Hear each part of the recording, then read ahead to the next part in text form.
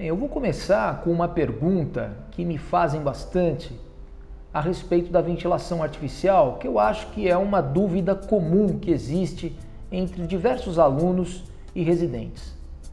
Como afinal que funciona um ventilador artificial? Como é o esquema básico de funcionamento de um ventilador artificial? Vamos então à resposta.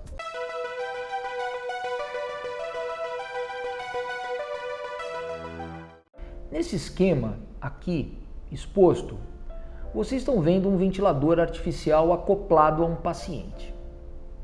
Acompanhem com o pointer para que vocês entendam como é o seu funcionamento. Um ventilador artificial sempre tem uma válvula que a gente chama de válvula de fluxo, servoválvula, uma válvula muitas vezes com tecnologia de turbina. Essa válvula, em geral, vai gerar um fluxo em direção ao paciente. Então vocês estão vendo aqui uma servoválvula, uma válvula de fluxo, ela gera esse fluxo em direção ao paciente.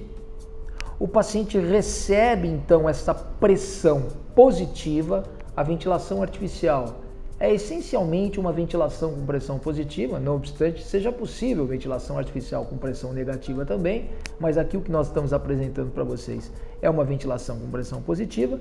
Portanto, o paciente recebe a ventilação na sua fase inspiratória através da válvula inspiratória geradora de fluxo. E a fase expiratória da ventilação artificial no paciente é uma fase passiva, ou seja, o ventilador ele é praticamente um espectador.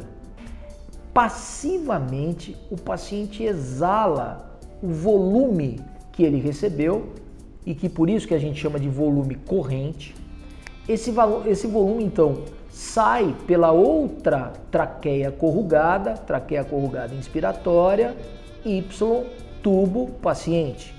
Agora sai pelo tubo, passa pelo Y, vai para a traqueia corrugada, na fase expiratória, até uma válvula chamada válvula de exalação, que é a válvula expiratória. Muito bem, dessa forma nós temos então um circuito, que é o circuito de ventilação artificial. Evidentemente aqui está o ventilador, aqui está o nosso paciente. Mas para que essa ventilação ocorra, nós precisamos de um computador. Esse computador estará interligado com as duas válvulas e esse computador recebe informações do que a gente chama de sensores, que são os transdutores. Porque veja, aqui há um deslocamento de gás. Eu preciso receber informações, por exemplo, eu preciso receber a informação de qual é a pressão exercida pelo gás no circuito e fundamentalmente no meu paciente, porque em determinados níveis essa pressão será lesiva para o meu paciente. Pois bem, quem avisa isso para o computador, para o CPU do ventilador artificial é o sensor de pressão. Então sempre os ventiladores terão sensores de pressão. Por outro lado, eu também preciso ter uma outra informação. Qual é a velocidade de deslocamento do gás? Como ele se desloca no tempo em direção ao paciente? Qual é essa velocidade? Que é a taxa de fluxo, o deslocamento de gás no tempo. Pois bem, para o CPU ter essa informação e saber se esse deslocamento de gás no tempo é adequado, é inadequado, está sendo feito exatamente como a gente colocou na operação, a gente também tem um sensor, um grupo de sensores que são os sensores de fluxo.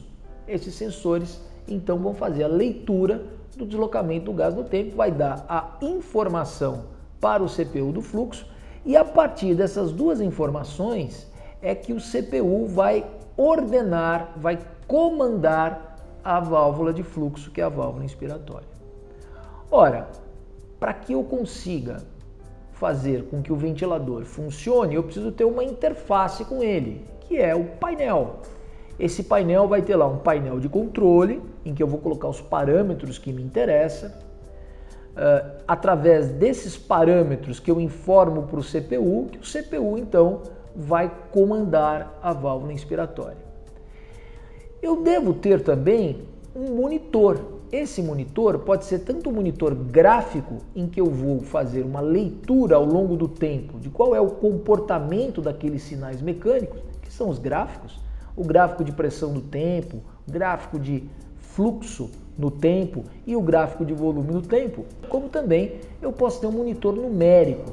E aí, através, evidentemente, dos números que vão estar estampados na tela, eu também vou ter a informação em tempo real do comportamento do deslocamento de gás em direção ao meu paciente. Então, isso é um esquema básico da ventilação artificial, que é essencialmente uma ventilação com pressão positiva. Até o próximo vídeo, pessoal.